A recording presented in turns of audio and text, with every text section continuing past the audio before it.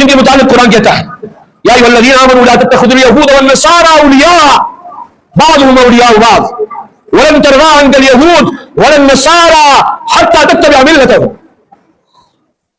یہ جو کہتے ہیں معاہدہ کریں گے راضی نہیں کر سکتے. قرآن کہتا ہے میرے رب نے کہا وَلَن تَرْضَىٰ عَنكَ الْيَهُودُ وَلَا النَّصَارَىٰ حَتَّىٰ تَتَّبِعَ مِلَّتَهُمْ. ہاں اس بات پہ راضی ہو جائیں گے کہ آپ یہودی بن جاؤ یا نصرانی بن جاؤ. تو عرض یہ کر رہا ہوں کہ اگر کافر اس قافلے میں 60% کافر ہے انسانیت کے لیے گئے ہیں اور 40% مسلمان ہیں, انہیں گرفتار کیا جاتا ہے کہ آپ ان کو خوراک کیوں پہنچا رہے ہو. ظلم ہے, بربریت ہے.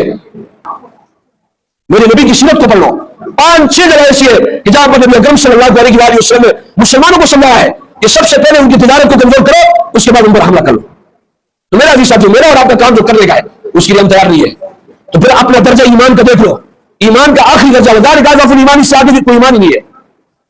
اپنے ایمان کا پھر خیر مناؤ, یا تو ہاتھ کے ذریعے سے یا زبان کے ذریعے سے یا دل میں برا جانو.